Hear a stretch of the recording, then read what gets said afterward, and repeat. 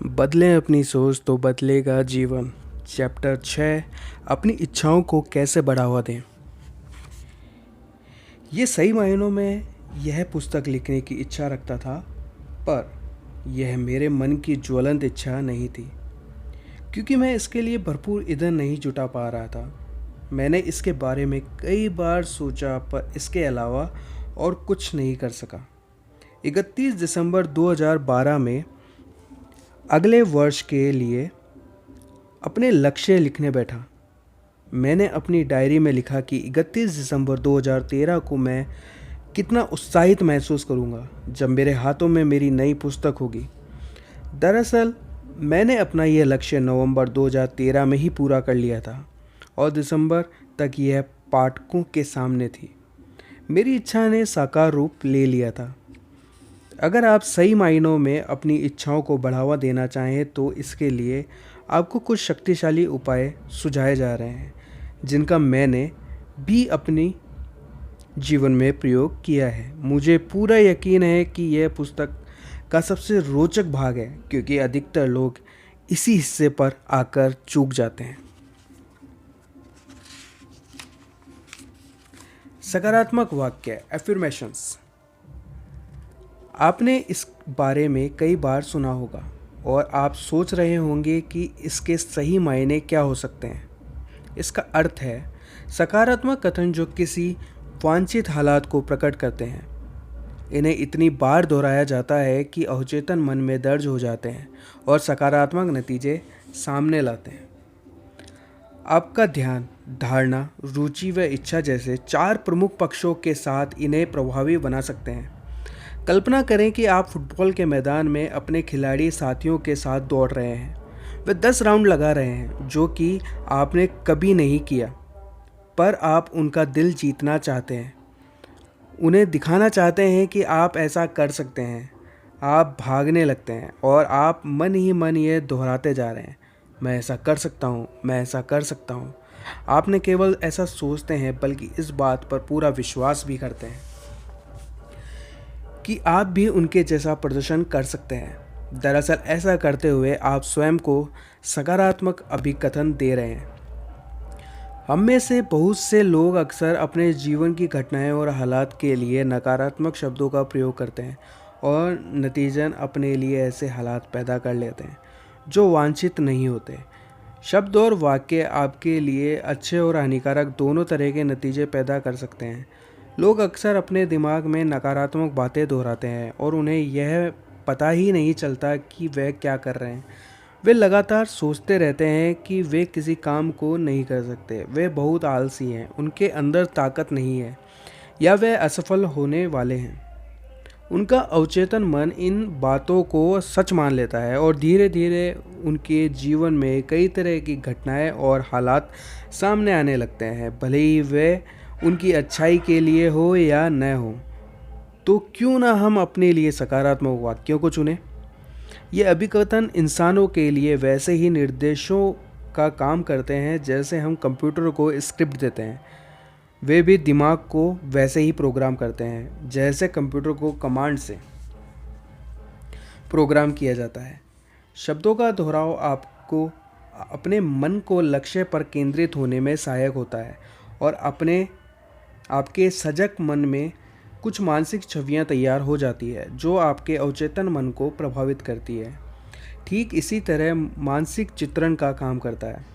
सजग मन इस सिलसिले को चालू करता है और आगे का काम अवचेतन मन संभाल लेता है। अगर आप जानकर इस सिलसिले को आरंभ कर सकें तो आप अपने अवचेतन को प्रभावित करते हुए अपनी आदतों, व्यवहार, रवैये व प्रतिक्रिया आदि में बदलाव लाते हुए अपने जीवन को एक नया रूप और आकार दे सकते हैं।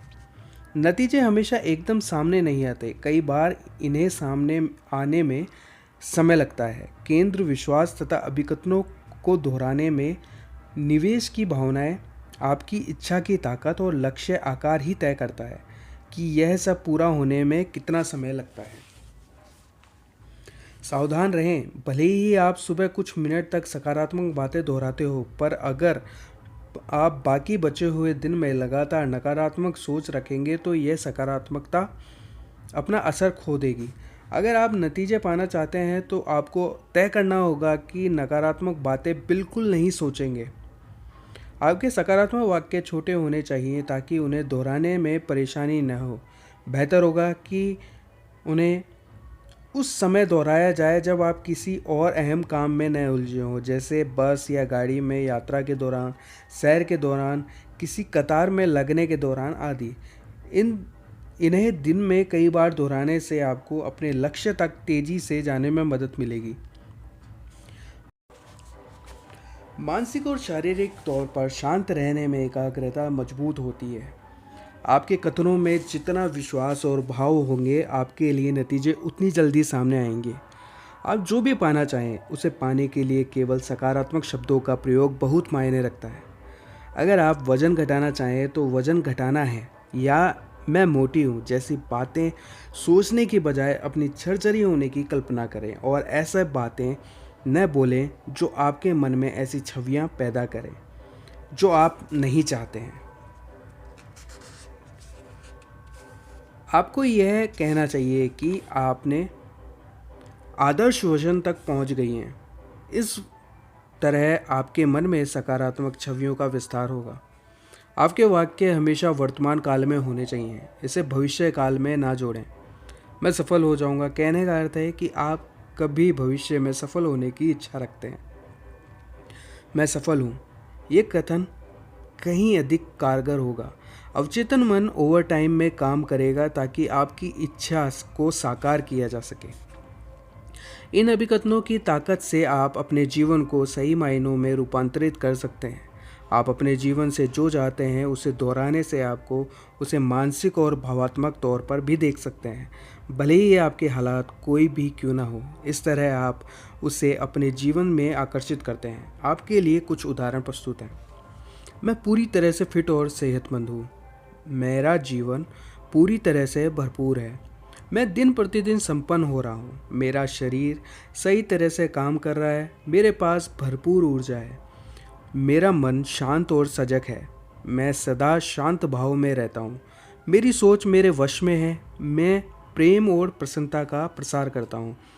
मैं अपने सपनों के घर में रह रहा हूँ। मेरा अपने जीवन साथी के साथ बहुत प्यारा और अद्भुत संबंध है। मेरे पास एक संतुष्टदायक और अद्भुत नौकरी है। मैं अपने सभी प्रयासों में सफल हूँ। हर दिन मेरा जीवन एक नई तरह से बेहतर होता जा रहा है। अब्राहम हिंग्स की तकनीक। ये तकनीक कहती है कि अगर हम पूरे दिन में 3-4 बार अपने लक्ष्य की पूर्ति का विचार करें तो पूरे 17 सेकंड तक बिना किसी दूसरे विचार के ला सकें तो हमारी सफलता के लिए बहुत सहायक हो सकता है। इसके बाद अब्राहम कहते हैं कि यह 17 सेकंड पूरे 2000 एक्शन घंटों के, सच्ची मंशा के 34 सेकंड 20,000 एक्शन घंटों के, और अगर इसे 68 सेकंड में बदला जाए तो यह ऊर्जा कई गुना हो सकती है। आपको यह संख्या सुनकर हैरानी होगी, पर यह सच है और अक्सर लोग लगातार कुछ बातों पर काम किए बिना भी इन्हें अपनी ओर आकर्षित करते हैं। 17 सेकंड ही क्यों? क्योंकि हम केवल 17 सेकंड तक ही अपनी मंशा को पूरी तरह से एकाग्र रख पाते हैं। हम में से अधिकतर अपना एक वाक्य तक पूरा नहीं कर पाते और बीच में हमारी एकाग्रता भंग हो जाती है, और ऐसा 2 सेकंड के भीतर होता है। इस तरह हमारे लक्ष्य को मिश्रित संदेश मिलते हैं और वह हमेशा दूर होते चले जाते हैं। मिसाल के लिए हम कहते हैं, मैं इस नई कार को पाना चाहता हूँ पर यह इतनी महंगी है कि मैं इसे नहीं ले सकता। अब्राहम के अनुसार अगर आप पूरे 17 सेकंड तक किसी भी एक सोच पर टिके रहेंगे तो यह बहुत लाभदायक होगा, क्योंकि इसके ठीक बाद आपके मन में दूसरी सोच पैदा हो जाती है। यह नई सोच पिछली सोच से कई ताकतवर होती है, जो कि अब मिट चुकी है। आकर्षण के नियम के अनुसार यह नई सोच कहीं ज़्यादा ताकतवर होगी। अगर किसी वजह से यह पहली सोच के विपरीत या नकारात्मक हुई तो पहली सोच इसके आगे बेअसर हो जाएगी।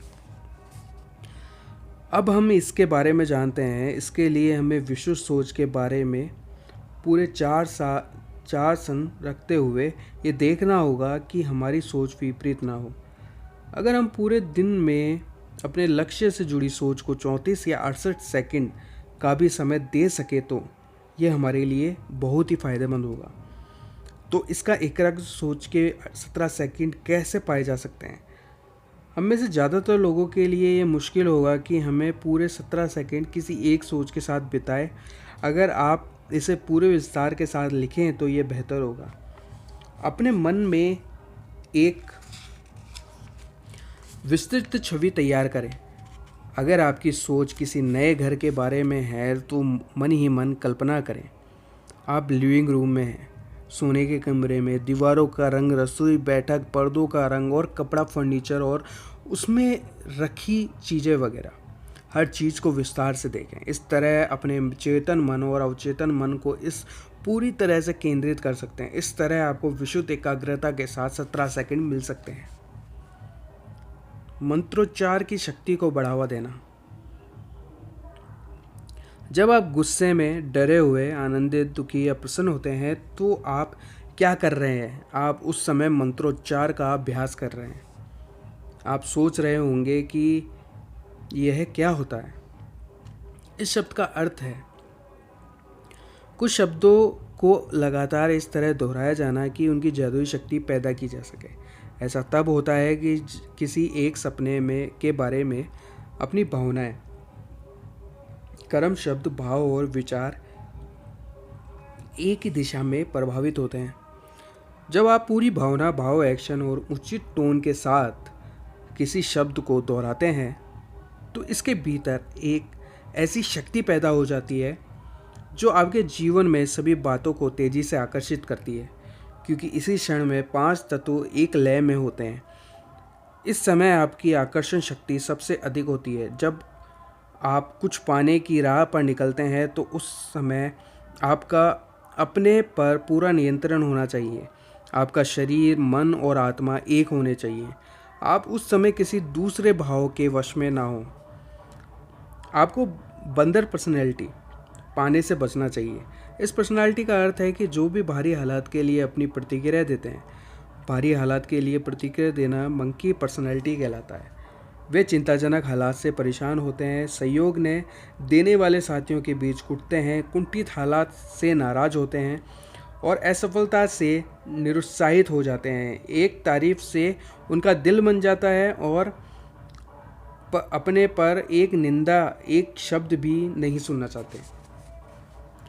उन्होंने स्वयं को आसपास के हालातों के लिए बंदर बना लिया है। उन्होंने हाथों की दूसरी डोरी लोगों और हालात के हाथ में सौंप रखा है। वे अपने जीवन को वश में नहीं रख सकते।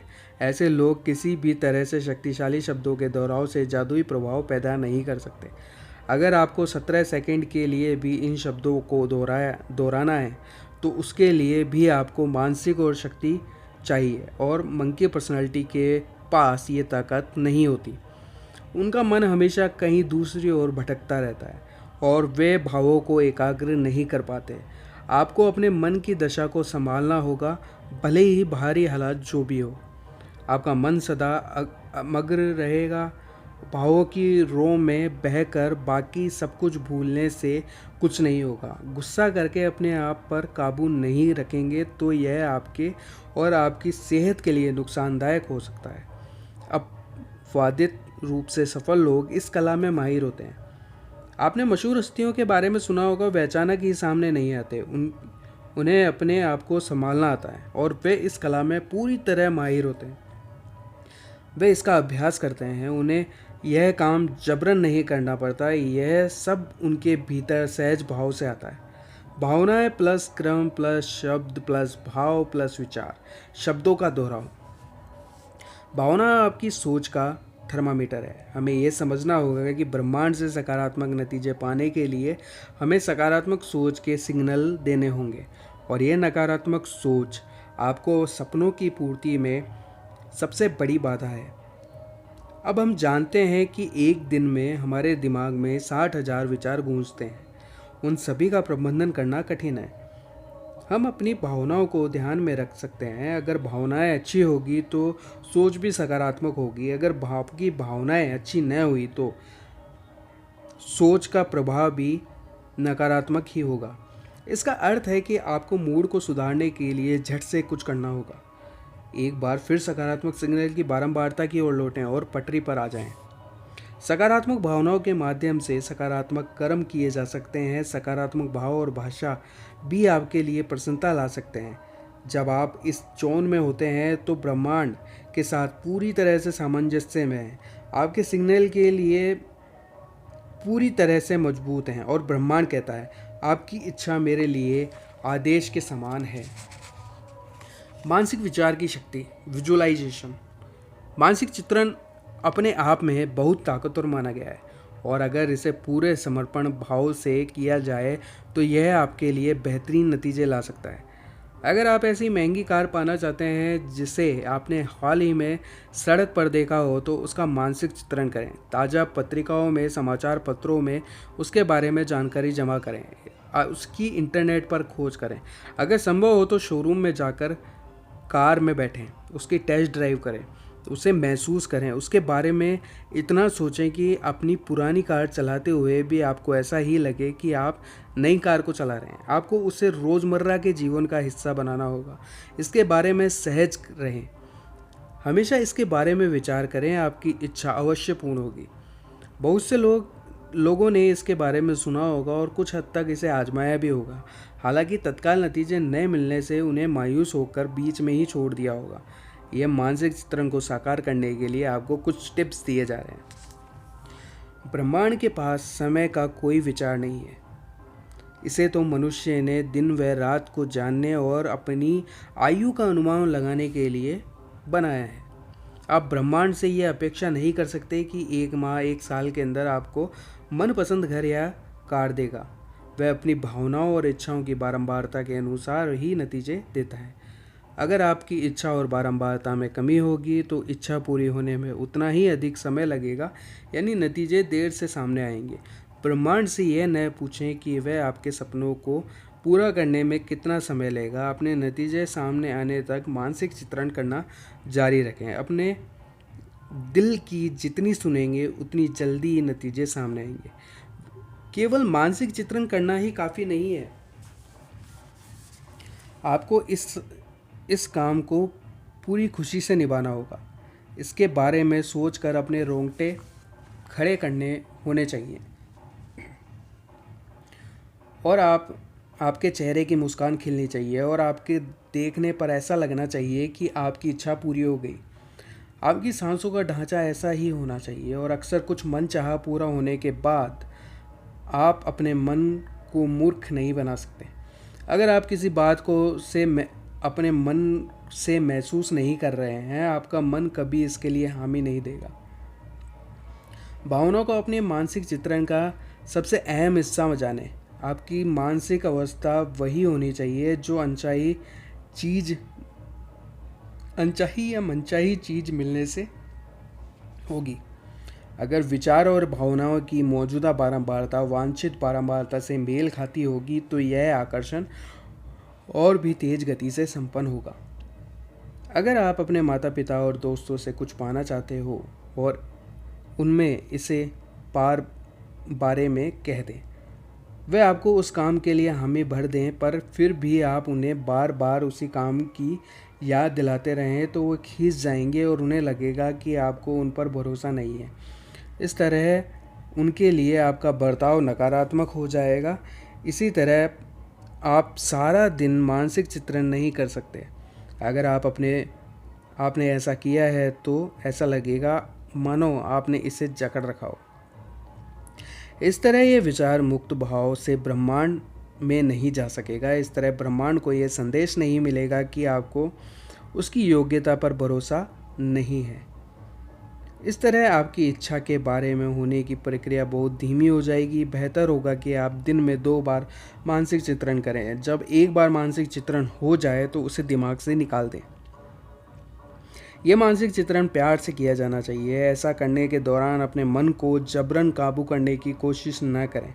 इन्हें सहज भाव से उनकी अपनी गति से चलने दें। यह याद रखें कि मन को बल प्रयोग नहीं भाता। जबरन कोई छवि न रचे। आपके मन में जो भी आसानी से आए उसे ही खुशी से स्वीकार करें। प्रभाव को निर्देशित करें कि नियंत्रण न करें। आपका मन आपकी सोच से कहीं ज़्यादा समझदार है। इस पर भरोसा करें ताकि यह आपकी शक्तियों के साथ आपके सामने प्रकट हो सके। बहुत मायूस ना हो। Stop being too desperate. कुछ समय पहले की बात है, मेरी एक वर्कशॉप में एक लड़की ने कहा, सर मैं कई बार कुछ पाना चाहती हूँ और उस पाने के लिए बहुत कड़ी मेहनत भी करती हूँ। यह मेरी ज्वलंत इच्छा होती है और उसे पूरा करने के लिए मैं कोई कसर नहीं छोड़ती हूँ, फिर भी यह कारगर नहीं हो पाता, ऐसा क्यों? मेरा जवाब सुनकर वह दंग रह गई। मैंने कहा, तुम जिसे ज्वलंत इच्छा कहती हो उसे मैं तुम्हारी मायूसी कहता हूँ। मैंने उसे बताया कि जब हम कुछ पाने के लिए बहुत बेचैन होते हैं तो हमारे पास खुशी नहीं होती, और अपना मन चाहा पाने के लिए कुछ खुश रहना अपनी पहली शर्त है। जब आप गहरी नाराज़गी के साथ अपने लक्ष्य की ओर आगे बढ़ते हैं तो किसे अपनी ओर आकर्षित करेंगे? अपने नाराज़ होने की और वजह आकर्षित कर रहे हैं। यही वजह है कि आपकी इच्छा पूरी नहीं होती या उसे पूरा होने में बहुत ज़्यादा समय लग जाता है। ज़्यादातर लोग पूरे प्रयत्न और ऊर्जा को लगाने के बाद भी अपना मनचाहा नहीं पाते हैं। दरअसल वे प्रसन्न नहीं होते और वे अपनी ओर किए जा रहे काम के लिए प्रसन्नता और उत्साह को अनुभव नहीं कर पाते।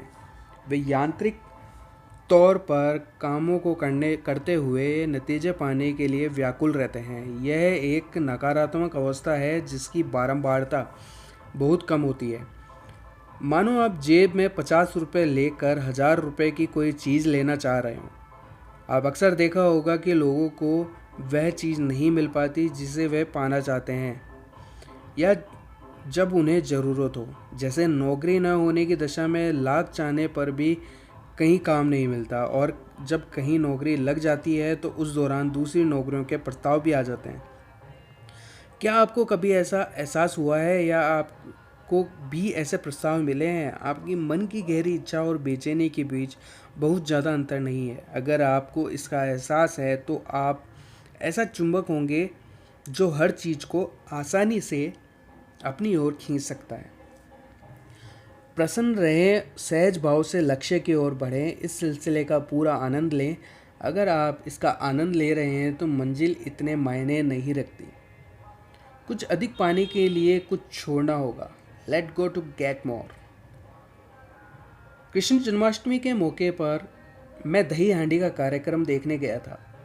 इसके दौरान एक इंसानी पिरामिड बनाया जाता है और सबसे ऊपर रहने वाला व्यक्ति उस हांडी को लपकने का प्रयास करता है जिसमें दही और मक्खन भरा हुआ रहता है। उसे देखते हुए मुझे एहसास हुआ कि ऊपर जाने वाले इंसान को गिरने का भय छोड़ कर जाना पड़ता है। अगर आप इस भय से मुक्त नहीं होंगे तो कभी वहाँ तक नहीं जा सकेंगे। कुछ पाने के लिए कुछ छोड़ना होगा। कुछ भी साकार होने का सिलसिला भी तेजी से घटेगा। जब आप कुछ छोड़ने का साहस रखेंगे, आपकी अतीत के बैर, चुनौतियाँ, प्रोग्रामिंग और नतीजों से मुक्त हो कर बेहतर भविष्य की ओर जाना होगा। एक और हो सकता है कि आपके मन में कुछ पाने की गहरी इच्छा हो। दूसरी ओर छोटी छोटी बातें आपको अपनी इच्छाओं को पूरा ना करने दें। मानो आप मर्सिडीज बेंज चलाना चाहते हैं पर अपने पुराने बजाज चेतक स्कूटर में उलझ कर रह गए होंगे। हम आपको कुछ ऐसे शक्तिशाली उपाय दे रहे हैं जो आपको अपने अतीत और गैर ज़रूरी बातों को उबरने और बेहतर व अहम चीज़ों पर केंद्रित होने में सहायक होंगे। ध्यान। आपका ध्यान की मदद से अपने आप को स्थिर और शांत रख सकते हैं। हम अपने मन की तुलना में शरीर को आसानी से शांत रख सकते हैं। हमारा जीवन बाहरी कोलाहल में बुरी तरह से घिरा हुआ है, जबकि सारी स्पष्टता अपने भीतर से आती है। अपने भीतर गहराई तक जाना ही तो ध्यान है। आपसी समझ। किसी चीज़ की परख ना करें। अपने अतीत का आकलन भी इस तरह करें मानो आप अपने आप से अलग कोई तीसरा इंसान है। केवल ध्यान दें। आपको यह एहसास होना चाहिए कि आप अपना अतीत नहीं है। आपको यह भी समझ आना चाहिए कि आपके अनुभव आपके जीवन के हालातों और लोगों ने गढ़े हैं और वह अनुभव आप नहीं हैं, न ही उन्होंने आपको रचा है। अपने अतीत को जानने और समझने से आपको अपने आत्मविश्वास, आत्मविनाशक बर्ताव के ढांचे को समझने में मदद मिलेगी। समझ में से जागरूकता आती है, जागरूकता आपको चक्र तोड़ने में मदद करती है। स्वीकृति, अपने अतीत, उससे जुड़े कुछ लोग, उससे जुड़े कुछ हालात आदि को जाने और माने। किसी भी चीज़ को छोड़ने और स्वयं को मुक्त करने के लिए स्वीकृति ही पहला कदम है। अपना प्याला खाली रखें। इस तरह आपको नए अनुभवों, हालातों और नए नज़रिए के लिए स्थान मिलेगा। अपने अनुभवों, परख, आदर्शों और भौतिक संपत्तियों को अपनी इच्छा से छोड़ने के लिए तैयार रखें, क्योंकि इनका कोई असली मोल नहीं है। यह एक मिथ है कि ये चीज़ें आपको कहीं ताकतवर, सेहतमंद या बलशाली बनाती है। कौन, कब, क्यों, कैसे और कहाँ जैसी बातों से जुड़ी अपेक्षाओं का त्याग करें। यदि आपको अपने सहज भावों से दूर करती है, ये सब छोड़ने के बाद आपके जीवन को एक उद्देश्य मिल जाएगा। संरेखण, क्या आप जानते हैं कि जीवन में आपका मूल्य, उद्देश्य, लक्ष्य और उन्हें पाने की योजना क्या है? अगर नहीं जानते तो इस बारे में सोचें और उन्हें कहीं लिख लें। जब यह काम हो जाए तो उसे नैतिक मूल्यों को एक नज़र फिर से देखें और तय करें कि क्या वे आपके एक्शन प्लान से मेल खाते हैं, या समय आ गया है कि आप अपने लिए एक मूल्य, विश्वास, लक्ष्य या एक्शन प्लान तैयार करें। जो भी नए एक्शन इस दौरान शामिल करना चाहें उन्हें भी वहीं लिख दें। लोच, जब आप लक्ष्यों की दिशा में काम कर रहे हों तो यह नतीजे से अनासक्त रहना थोड़ा अजीब लगता है। कई बार जगह पर लोच बहुत मायने रखती है, जैसे नतीजे के मोह से दूर रखना। लोच को अपना ना सीखें। योजना को अपने अनुसार प्रभावित होने दें, क्योंकि इस प्रभाव के दौरान आपको जीने के लिए अनेक अवसर मिलेंगे। देना, पिछली घटनाओं और अनुभवों से कई जगह आपने दिल को ठेस लगी होगी। जब भी ऐसे हालात सामने हो तो किसी दूसरे को अपनी ओर से कुछ देने की कोशिश ना करें। किसी को देखकर मुस्कुराएं, किसी के लिए आगे आकर दरवाज़ा खोलें, किसी अपाहिज बालक को चंदा दें, किसी भूखे को भोजन दें। इन छोटे कामों का आपके जीवन पर गहरा प्रभाव होगा। दूसरों के लिए भलाई की बातें सोचने से आपको अपने भीतर तक जुड़ने में आसानी होगी। स्वयं पर रखें भरोसा। आपको अपने अस्तित्व और उद्देश्य पर भरोसा होना चाहिए। आपको भरोसा होना चाहिए कि ब्रह्मांड आपके सामने वह सब ला रहा है जो आपको मिलना चाहिए, और आपके लिए एक दैवीय योजना पहले से तय हो चुकी है। आपको उसके अनुसार ही काम करना है। जीवन से प्रेम करें। हमेशा खुश रहें, जीवन का आनंद लें, खुशी और सकारात्मकता से भरपूर खिलाड़ी बने रहें। सकारात्मक का साथ न छोड़ें। अपने आप को दूसरों से प्रेम करें। यह जीवन का एक उपहार है और आपको इसे प्रतिदिन उत्सुक दृष्टि से देखना और खोलना आना चाहिए। आभार और अपने प्रति ईमानदार। इन निर्देशों का पालन करते हुए अपने जीवन से मिले वरदानों के लिए आभार प्रकट करें। अपने प्रति सदा सच्चे बने रहें। यह बहुत मायने रखता है। देने पर केंद्रित। Focus on giving. आप देंगे तो निश्चित तौर पर पाएंगे। जब आप छोटे थे तब आपने भी कहीं सुना होगा कि जब आप दूसरों को जितना देते हैं उससे कहीं अधिक पाते हैं। जब आप देते हैं तो आप अपने लिए अनपेक्षित की अपेक्षा कर सकते हैं। जब मैं सीमेंटेक में काम करता था तो मैंने अक्सर अपनी सीट पर बैठने से पहले सबसे मिलने की एक आदत सी बना ली थी। मैंने संगठन में काम करने के दौरान ये आदत बरकरार रखी। अक्सर दूसरों से हाथ मिलाते हुए मेरा सामना एक सहकर्मी से होता था, एमी से होता था। वह एक अच्छा लड़का था और दूसरों से अच्छी तरह पेश आता था, पर मैं यह कभी नहीं समझ सका कि वह मेरे साथ क्यों नहीं खुलता था। वह मेरे हाथ मिलाने के दौरान कभी जवाब नहीं देता था और न ही नज़रें मिलाता था। उसकी उपेक्षा के बावजूद मैंने उससे हाथ मिलाना जारी रखा। हम 14 माह तक एक साथ काम करते रहे, पर उसका रवैया नहीं बदला। फिर मुझे उस विभाग से दूसरी जगह भेजा गया। मेरा कार्यालय का स्थान भी बदल रहा था। ऑफिस के आखिरी दिन एमी खुद मेरे पास आया और बोला कि मुझसे बात करना चाहता है। मैं हैरान रह गया। हम बाहर गए तो उसने कहा, भूपेंद्र, मैंने कभी तुमसे बात नहीं की और तुम्हारे साथ वैसे पेश नहीं आया ऐसा जैसे आना चाहिए था। क्या तुम इसकी वजह जानना चाहते हो? मैंने कहा, नहीं, मैं नहीं जानना चाहता। उसने कहा, इसकी वजह यह थी कि मुझे यह पसंद नहीं कि दूसरे राज्यों से आने वाले लोग हमारी नौकरियों पर कब्जा कर लें। ये लोग दूसरे राज्यों से आकर हमारा मजाक उड़ाते हैं, हमारी संस्कृति और परंपरा का मान नहीं करते हैं, हमारे मूल्यों की कदर नहीं करते। यही वजह थी कि मेरे मन में तुम्हारे लिए भी बैर था, पर मैं आज कहना चाहूँगा कि तुमने मेरा दिल जीत लिया। हमारे महाराष्ट्र राज्य को तुम्हारे जैसे लोग ही चाहिए। अगर कभी ज़रूरत हो तो मुझे याद करना। हमेशा पुणे में रहना भूपेंद्र, हमें तुम्हारी ज़रूरत है। एमी की ओर से मिला यह उपहार अनमोल था। मैं आज तक नहीं जानता कि मैंने उसका दिल कैसे जीता। उसने लगातार हाथ मिलाने के सिवा तो मैंने कुछ किया भी नहीं था जिससे उसका मन बदल लिया हो। शायद सहज भाव से रोज हाथ मिलाना ही उसे भा गया होगा। इससे देने की ताकत का पता चलता है। अगर आप किसी को कुछ देते हैं तो निश्चित तौर पर किसी दूसरे रूप में पाते हैं। आपका दिन जितना अधिक देते हैं उतना अधिक पाते हैं। इस तरह ये कायनात एक संतुलन बनाए रखती है। इसमें कभी असंतुलन नहीं आ सकता। मैं आपको इन अभ्यासों को अपनाने की सिफारिश करूंगा और आपके जीवन में सब कुछ पाने के द्वार खोल देंगे। पूरी ईमानदारी से दूसरों को यथासंभव सराहना सीखें। झूठी तारीफ न करें। आपकी प्रशंसा में ईमानदारी होनी चाहिए। जीवन में सामने आने वाले हर हालात और उन इंसान का सामना मुस्कान के साथ करें। दूसरों या अपने बारे में और परिस्थितियों के बारे में बात करते हुए हल्के या कम ऊर्जा से भरे शब्दों का प्रयोग करें। याद रखें, आपके संप्रेषण की गुणवत्ता ही आपके जीवन की गुणवत्ता होती है।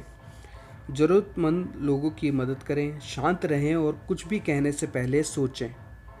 अगर आपने किसी को कुछ देने की सोची है तो ऐसा पूरी खुशी से करें। धन्यवाद, कृपया और क्षमा करें। इन 3 सुनहरे शब्दों का प्रयोग करना न भूलें। अतीत को भूलें और क्षमा करें, आगे बढ़ें। इसी क्षण से लोगों को सराहना आरंभ करें। इनकी प्रसन्नता का कारण बने। किसी भी बेघर को भोजन दें, यथासंभव दें और आप दौलतमंद हो सकेंगे। एक विजन बोर्ड तैयार करें। कॉर्पोरेट जगत में अक्सर मेरी भेंट ऐसे लोगों से होती है जो अपने कार्यस्थल पर अपने सपनों को बुलेटिन बोर्ड पर लिख देते हैं। यह उनकी जुड़ी तस्वीरें लगा देते हैं या यह उनकी नई गाड़ी, नए घर, अगली प्रमोशन, किसी भूली हुई रुचि व अवकाश से भी जुड़ा हो सकता है। इन विजन बोर्ड कहते हैं। आपको इसे ऐसी जगह पर लगाना चाहिए जहां से आप आसानी से नियमित तौर पर इसे देख सकें। इस पर अपने लक्ष्य की तस्वीर लगा दें। आपको सारा दिन इसके बारे में सोचने की ज़रूरत नहीं है। जब आप सुबह आँखें खुले तथा रात को सोने जाएं तो आप इसे एक बार अवश्य देखें। इसे अपने भीतर पनपने दें। मुझे अपने काम के सिलसिले में अक्सर कई तरह के संगठनों व कंपनियों में जाने का अवसर मिलता है। कुछ जगह जाकर कुछ ऐसा ही नज़ारा देखने को मिलता है और मन प्रसन्न हो जाता है। सिमेंटेक में काम करते हुए मुझे याद है कि ग्राहक संतुष्टियां सर्वे स्कोर 80% के करीब था। फिर उन्होंने उसे 85% कर दिया। लोगों को 80% तक करना कितना कठिन लगता था, पर फिर उन्होंने उसे 85% कर दिया। भले ही लक्ष्य प्रस्ताविक नहीं लगता, पर नेतृत्व टीम को अपने पर भरोसा था और उन्होंने हर जगह इसी आशय के स्टिकर लगा दिए। हैरानी की बात यह रही कि कंपनी ने 3 माह से भी कम समय में लक्ष्य को पा लिया। अगले वर्ष कंपनी ने अपने लक्ष्य को 90% कर दिया। फिर वह कहानी दोहराई गई और उसे सफलतापूर्वक अपने लक्ष्य पूरा कर सके। कई लोग मेरी वर्कशॉप में हिस्सा लेने के बाद मेरे पास आ रहे थे और कहते थे कि जब हम उन्हें विज़न बोर्ड बना लिया था तो उसके बाद जाने कितनी अच्छाई इच्छाएं साकार रूप से सामने आई, जबकि वे उन पर निरंतर काम भी नहीं कर रहे थे। तो यह तरीका कारगर है। अगर आपके सपने बड़े हैं पर आपके पास आशा और विश्वास नहीं है और विजन बोर्ड आपके केंद्रित होने में मदद कर सकता है। आप किस इंतज़ार में हैं? चार्ट पेपर का टुकड़ा लें और छवियों को चिपका दें जो आपके सपनों को प्रतिबंधित करती है। आपकी सफलता को ब्लूप्रिंट स्वयं रचें। ऐसा करने में देर ना करें। कायनात को गति से प्रेम है। पीड़ा व आनंद का नियम, principle of pain and pleasure. अक्सर मनुष्य पीड़ा व आनंद के नियम का भी पालन करता है। हर क्रिया के पीछे कोई ना कोई सिद्धांत अवश्य होता है। हम आने वाले समय के आनंद की प्रतीक्षा हर प्रकार के पीड़ा व आनंद से गुजरते हैं। यह एक शक्तिशाली अवधारणा है और IIBSR ने लोगों के जीवन पर इसके विस्तृत अध्ययन को जानने के बाद इस पर थोड़ा अतिरिक्त शोध किया है। कुछ माह पूर्व एक सन के बाद एक लड़की मुझसे ऑटोग्राफ लेने आई। उसने हिंदी में कहा कि मेरा सन बहुत ही प्रेरक और प्रोत्साहनपूर्ण लगा। उसने यह भी कहा कि वह मुझसे बहुत बड़े सपने रखती है और मेरा सन सुनने के बाद उसने लगा कि यह उन पर सपनों को पूरा करने की ताकत रखती है। अंग्रेजी भाषा का ज्ञान न होना ही उसके लिए सबसे बड़ी बाधा बना हुआ था। उसने अपने सपनों को पूरा करने के लिए इसे जानना ज़रूरी था और यह भाषा नहीं आती थी। पर आपको सुनने के बाद मैंने जाना कि मैं कर सकती हूँ, मैं कुछ भी कर सकती हूँ, पर केवल इतना जानना चाहती हूँ कि इसे संभव कैसे कर सकते हैं। भाषा कठिन है और मेरी आयु 24 वर्ष है। क्या मुझे इसे सीखने और बोलने में अगले 24 वर्ष लगने वाले हैं? मैंने इसे सीखना चाहा, पर यह बहुत कठिन है। यह मेरी मातृभाषा नहीं है। मुझे दूसरे काम भी रहते हैं, इसलिए पर्याप्त समय नहीं निकाल सकती। मैंने उसे कहा कि वह वहीं बैठकर ऐसी 10 बातें लिखे जिसकी वजह से उसे भाषा सीखने में परेशानी हो रही है, और उसके बाद उसे ऐसे 10 आनंद लिखने को कहा जो उसे अंग्रेजी बोलने से मिलेंगे। मैंने उसे यह भी कहा कि वह उस पीड़ा को भी लिखे और अगर उसे वह भाषा नहीं सीखी तो उस आजीवन कितना कष्ट सहना होगा। मैंने उसे कहा कि उसे सोच समझकर अपनी बातें लिखनी होगी। मैंने उसे लिखने के लिए भरपूर समय ही भी दिया। लगभग 1 घंटे बाद उसके पास वे 20 पॉइंट तैयार थे। फिर हमने विस्तार से उन पर चर्चा की। हमने देखा कि उसे भाषा सीखने में दिक्कत क्यों हो रही थी। हमने यह देखा कि भाषा सीखने के बाद उससे कितना लाभ हो सकता था। हमने भाषा सीखने की राह में आने वाली बाधाओं पर भी चर्चा की, जैसे समय और धन, नई बोली सीखने में दिक्कत, खास तौर पर जब मस्तिष्क और मुख को नई ध्वनियों के उच्चारण के लिए प्रशिक्षण देना पड़ता है। मैंने उससे कहा, तुम्हारे भीतर आसानी से यह बात आ सकती है कि कदम पीछे हटा लो, क्योंकि यह सबसे आसान विकल्प होता है। परंतु यह बात याद रखो कि सब कुछ छोड़ने से आपको तत्काल पीड़ा से मुक्ति मिलेगी, परंतु आप आजीवन पीड़ित रहोगे। जब आप इस थोड़ी सी पीड़ा को सहन कर लोगे तो आने वाले आनंद की कल्पना की जा सकती है। 1 माह बाद वह मुझे धन्यवाद देने आई। उसने अपनी बात कहने के लिए हिंदी या मराठी का एक भी शब्द नहीं कहा। बेशक अंग्रेजी बोलने में कुछ भूल हो रही थी, पर फिर भी वह दुनिया को बताने से हिचक नहीं रही थी कि भाषा को बोलने का प्रयत्न कर रही है। मुझे उसे इस रूप में देखकर बहुत अच्छा लगा। आज मैं अपने कई सन्नों में उसकी कहानी को उदाहरण के तौर पर प्रस्तुत करता हूँ, जब वह त्रुटिहीन अंग्रेजी बोलती है और उसके सपने साकार होने की राह पर अग्रसर है। उसने यह सब कैसे पाया? जब उसने इस काम से जुड़े पीड़ा और आनंद का आकलन किया तो भीतर ही भीतर उसका मन आनंद को पाने के लिए तड़प उठा। हम रोज़ सुबह भले ही कितनी देर से क्यों न उठे हों, अगर हमें कोई अहम परीक्षा देनी हो, विमान या गाड़ी पकड़नी हो, तो हमें उठने की देर नहीं होती। नींद में भी हमारा अवचेतन मन हमें गुणा भाग में लगा रहता है। हर इंसान अपनी सहज प्रवृत्ति से चलता है, पर तकरीबन लोगों को इसके बारे में पता नहीं होता। अगर सजग तौर पर इसे प्रयोग में ला सकें तो हमारे लिए बहुत कुछ कितना आसान होगा। अगर आप उन लोगों की बात करें जो सदा फिट और सुंदर दिखते हैं, तो आपको एहसास होगा कि वे गैर सेहतमंद भोजन से न केवल दूर रहते हैं बल्कि उससे नफरत भी करते हैं। उन्हें वसायुक्त मांस और तेल में डूबे तले हुए आलूओं से एलर्जी होती है। वे इनके बदले में लंच में सलाद लेना पसंद करेंगे या आपको बताएंगे कि डिनर में सेब खाने से भी उन्हें बहुत पोषण मिल जाता है। उन्होंने मन ही पीड़ा व आनंद का सफल विश्लेषण किया है। उनका क्रम उसके अनुसार ही उन्हें काम को करने या न करने में संकेत देता है।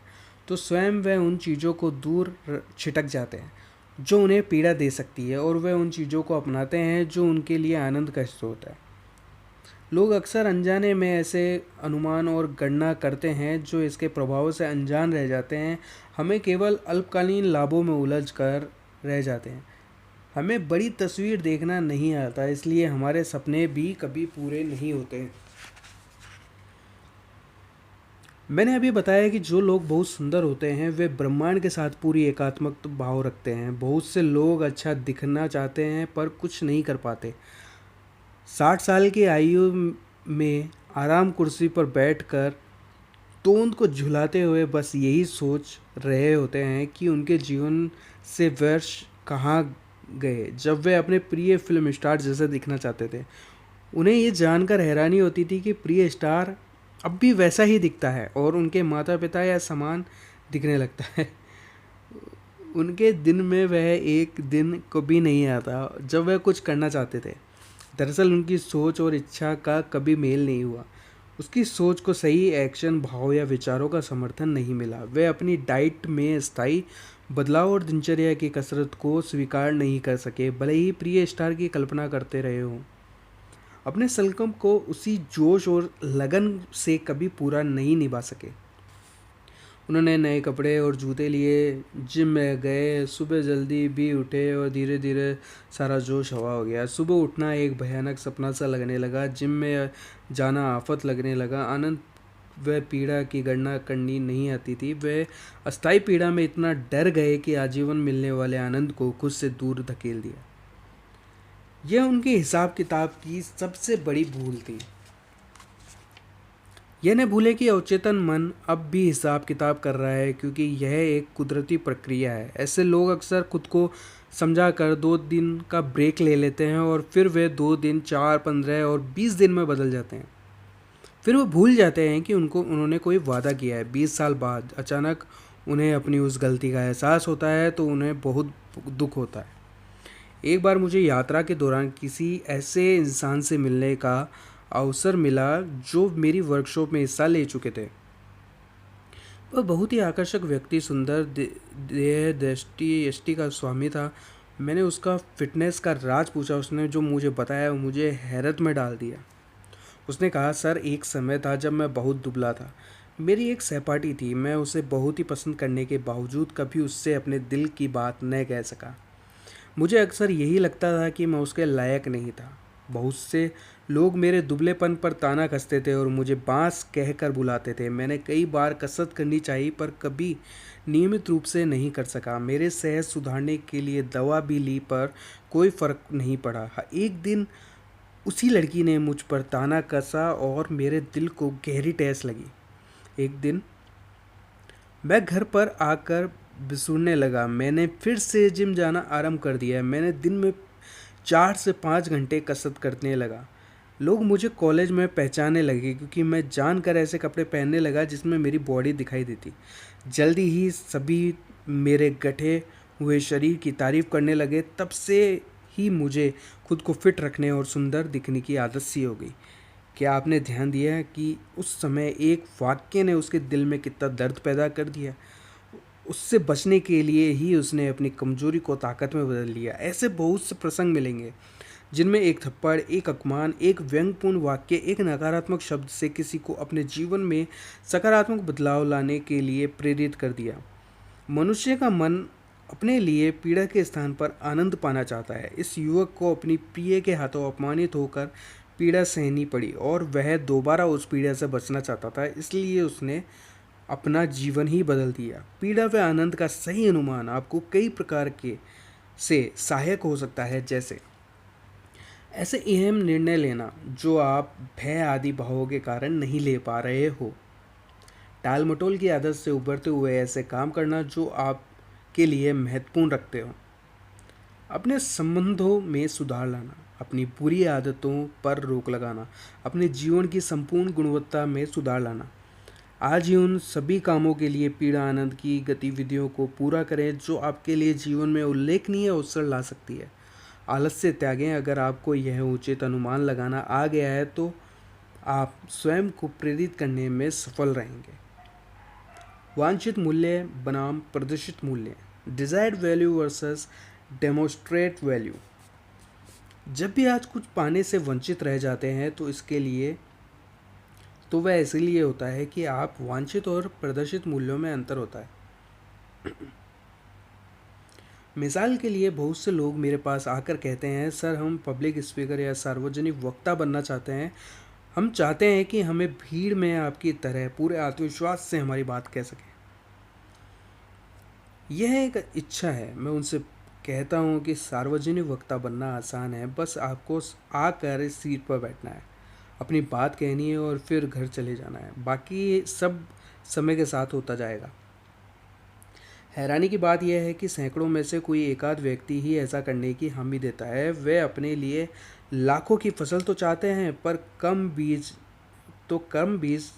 नहीं बोना चाहते। वे अपने भाग्य, भय और आरामदायक दायरे से बाहर नहीं आने की जिद के चलते कदम ही नहीं उठाना चाहते। आपको अपनी इच्छाओं को साकार करने के लिए उन पर कार्रवाई करनी होगी। अगर आप बहुत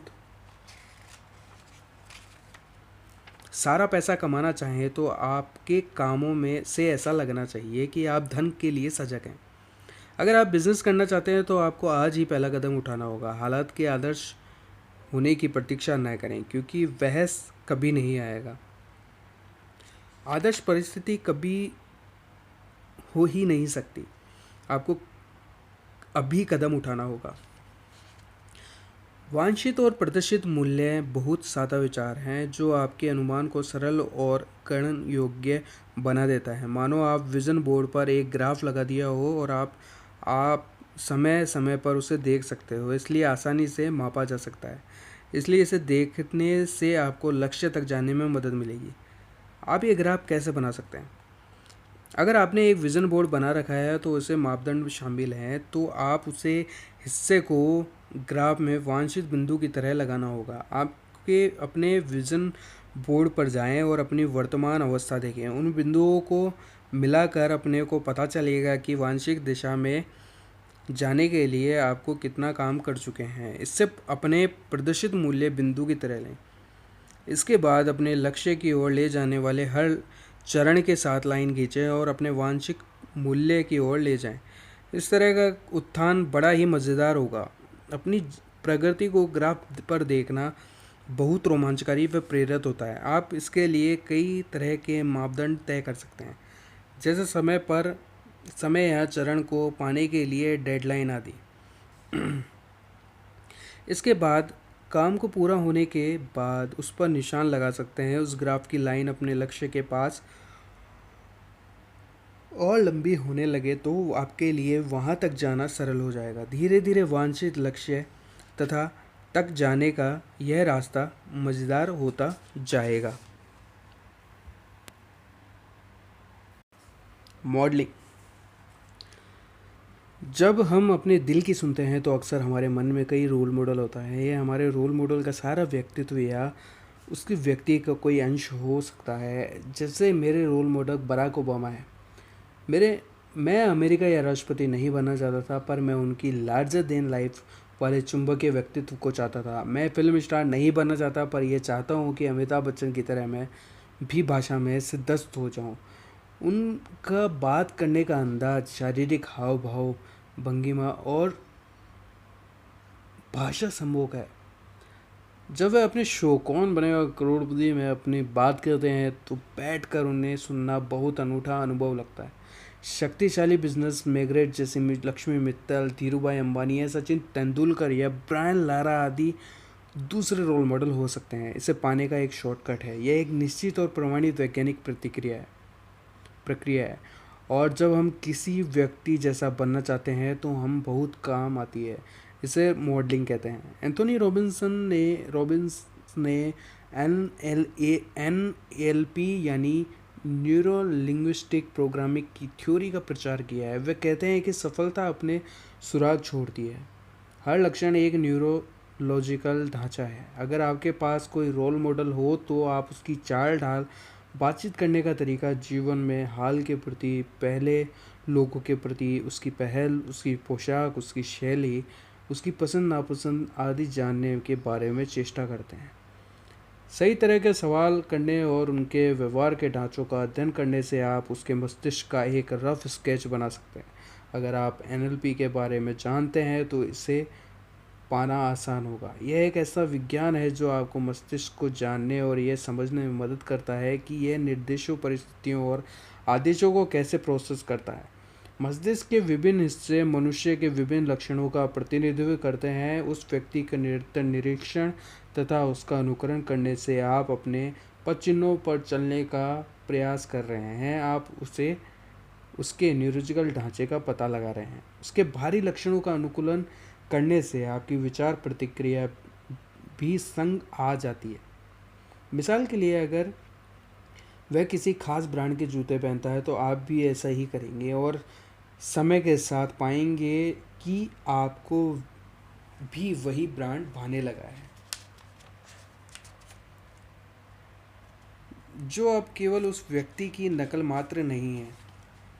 शायद वे जूते आपके पिछले जूतों से ज़्यादा आरामदायक हो सकते हैं, आपकी पैंटों से मेल खाते हों या फिर लंबे समय तक चलते हों।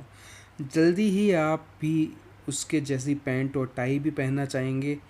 आप उसके पसंदीदा व्यंजनों, शराब की बात करें तो देखेंगे कि किस डिश के साथ कौन सी वाइन ली जाती है। तो यह सब कहाँ जा रहा है? आपकी मॉडलिंग कर रहे हैं। कुछ लोग जानकर ऐसा करते हैं तो कुछ लोगों से अनजाने में ऐसा होता है। आप स्वयं को उस व्यक्ति का पर अध्ययन के लिए जितना केंद्रित करोगे, उसके गुणों को अपने जीवन में उतारेंगे, आपकी मॉडलिंग उतनी ही सटीक होती जाएगी और इस तरह से आपकी सफलता की विशालता के निकट होते जाएंगे। एंथोनी रॉबिन्स ने इस चीज़ को एक सादे से प्रयोग से दर्शाया है जो उन्होंने US आर्मी पर किया था।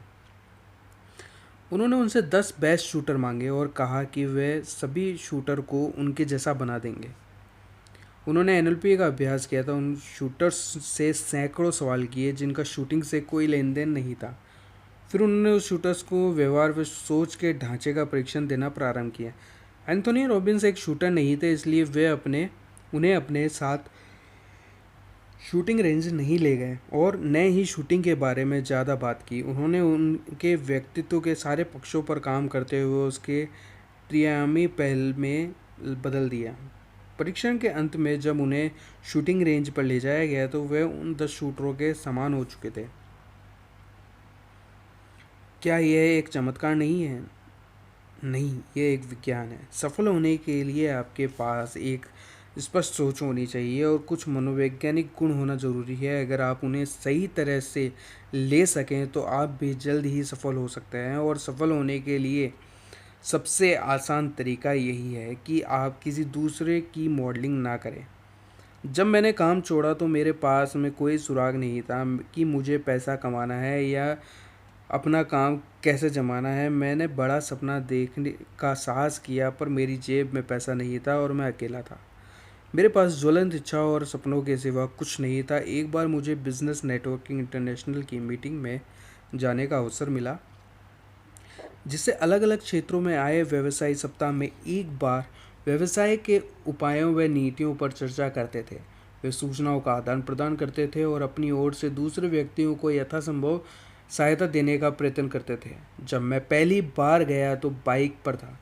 मेरी टी शर्ट और जींस पहनी हुई थी। दूसरे सभी सदस्य बिजनेस सूट, फॉर्मल जूतों में और लाखों करोड़ों के बिजनेस की बात कर रहे थे। उस समय में ऐसे लोगों में था जिसके बैंक में जीने के लिए 1 लाख रुपए थे और कोई काम नहीं था। जब वे सभी मीटिंग के बाद अपनी महंगी कारों में बैठकर रवाना हुए तो मैं उन्हें बड़ी तड़प से देखता रह गया। मुझे भी कुछ ठोस सोचना था। आरंभिक दाखिले के लिए शुल्क था, साप्ताहिक मीटिंग में हिस्सा लेने के लिए कुछ राशि जमा करनी थी और हर सप्ताह होने वाली औपचारिक दावत में थोड़ी सहयोग राशि देनी होती थी। हालांकि मेरे हालात अनुकूल नहीं थे, पर फिर भी मैंने उनसे जुड़ने का मन बना लिया क्योंकि ऐसा लगता कि मुझे कुछ सीखने को मिल सकता था। वैसे भी मेरे पास एनएलपी की अच्छी जानकारी थी और मॉडलिंग पर पूरा भरोसा करता था। मैंने उस ग्रुप का हिस्सा बनने के लिए 25,000 का चेक जमा दिया। मैं जानता था कि ये बड़ा जोखिम है, पर मॉडलिंग की ताकत कुछ कम नहीं होती। अगली मीटिंग में उन्होंने वार्डरोब में कुछ इजाफा किया और अपने दोस्त की कार उधार ली। पहली बार मैं लाखों करोड़ों की बातों में चुपचाप रहा, पर इस बार जानकर हर चर्चा में हिस्सा लिया। मैंने एनएलपी के अनुसार हर सहभागी को गौर से देखा और उनके आचरण को अपने भीतर उतारना चाहा। इस तरह मुझे लगा कि मैंने स्वयं को कुछ अलग बना सकता था। पहले तो ये नाटक लग रहा था, पर धीरे धीरे ये मेरी हकीकत बनने लगा। मीटिंग में हिस्सा लेने और उन बड़ी हस्तियों से मिलने के बाद मैं सफलता और लाखों करोड़ों के बारे में सोचने लगा। मैं वार्षिक टर्नओवर, बेहतर अभ्यासों का आदान प्रदान, मासिक लक्ष्य जैसे शब्द सुनने का अभ्यस्त हो गया। ज़्यादा पैसे, ज़्यादा सोच विचार और अपनी क्षमता से बड़े निर्णय लेने में कम भय होने लगा। दरअसल उनमें से आज कुछ मेरे ग्राहक हैं और वे अपनी संपदा और व्यवसाय के विस्तार के तरीके सीख रहे हैं। Switch words. अगर आपके पास कोई जादू की छड़ी होती तो कितना मज़ा आता। हम बड़ी आसानी से किसी भी परिस्थिति या रचनात्मक परियोजनाओं पर फिरा देते और उन्हें मनचाहे रूप में पा लेते। दरअसल हम सबके पास ये जादू की छड़ी है। हम सभी इससे अनजान हैं। हमें कभी इसके इस्तेमाल के लिए निर्देशिका नहीं दी गई। आपके पास ही वे जादू की छड़ी है। आपकी रचनात्मक सोच ही आपके लिए मनचाहे वांछित परिणाम ला सकती है। मनचाहे सोच समझकर बोले गए रचनात्मक शब्दों से जादू हो सकता है। हम मन किसी ऐसी स्थिति की कल्पना कर सकते हैं जिससे हम मन चाही चीज़ को पाकर खुश हो सकते हैं, मानो हमारा सपना साकार हो गया और या हम अपनी इस सोच को शब्दों में प्रकट कर सकते हैं। प्रभु के प्रति आभार प्रकट कर सकते हैं। हम मानसिक चित्रण के साथ शब्दों में अपनी इच्छा के साकार होने और आभार प्रकट करने के माध्यम से इस घटना की संभावना को दुगना कर सकते हैं। अधिकतर लोग सकारात्मक कथनों के तौर पर पूरे वाक्य का प्रयोग करते हैं, परंतु पिछली सदी के इस विद्वान जेम्स मॉर्गन ने लगभग 100 ऐसे शब्द दिए जो वांछित परिणाम पाने के लिए सोचे हुए रचनात्मक विचार की तरह प्रयोग में लाए जाने वाले बहुत गहरा असर रखते हैं। लंबे वाक्यों की बजाय केवल एक शब्द का प्रयोग, इससे आपकी रचनात्मक ऊर्जा की धार और भी केंद्रित होती है और उस क्षण में उसका प्रभाव कई गुना हो जाता है। जेम्स ने इन शब्दों को स्विच वर्ड का नाम दिया। ये शब्द किसी अनुभव, अवस्था या वांछित परिणाम का सार होता है। उस शब्द को जोर से या मन में ही कहें, उसे गाएं। आपके सामने वांछित नतीजे इस तरह से आएंगे मानो स्विच वर्ड ही लैंप चल जाए। मिसाल के लिए सबसे व्यापारिक उपयोगी शब्द है रीच। इसकी मदद से आप उस चीज़ तक जा सकते हैं जिसे आप खोज रहे हैं, जैसे आपकी खोई चाबियाँ, कागज़ या सामान, आपके दिमाग में भूले हुए आइडिया, सूचना नंबर, वह नाम आदि। समस्याओं के समाधान। जब भी आप किसी चीज़ को गलत जगह रखते हैं, कुछ खोजते हैं, किसी समस्या का हल पाना चाहते हैं, तो रीच शब्द को मन में जोर से दोहराएं। इसके बाद शांत हो जाएं। जल्दी ही आपका दिमाग आपको उसी ओर ले जाएगा जहां आपने वह चीज़ रखी होगी। अपने अस्तित्व का कोई हिस्सा जानता है कि आपने उसे कहाँ रखा है, और री शब्द विश्वसनीय तरीके से संपर्क के साथ देता है। इसे आजमाएं, ये वाकई कारगर है और रोज़मर्रा के जीवन में बहुत उपयोगी है। ठीक इसी तरह से कुछ और शब्द भी दिए जा रहे हैं जिन्हें प्रयोग में ला सकते हैं। जब भी आप कुछ बेचना चाहें तो कहें गिव। जब भी आप पैसा कमाना चाहें तो कहें काउंट। जब कुछ सुंदर रचना चाहें तो कहें कर्व। अच्छी सेहत और मन की शांति के लिए कहें बी। चमत्कार और सतानन उपलब्धि पाने के लिए कहें डिवाइन या दिव्य। दूसरे सुनिश्चित उद्देश्यों के लिए ऐसे और 90 शब्द दिए गए हैं जिन्हें स्विच वर्ड कहा जाता है। इसी के साथ ही अगर आप हर काम को पूरी दक्षता से करना चाहें तो मास्टर की के तौर पर एक शब्द दिया गया है टुगेदर। इसकी मदद से आप आसानी से बड़ी रचनात्मक शक्ति, प्रभावोत्पादकता, उपलब्धि, आनंद, संपदा के जीवन के जोश, दक्षता तथा जीवन के संतोष का आनंद उठा सकते हैं।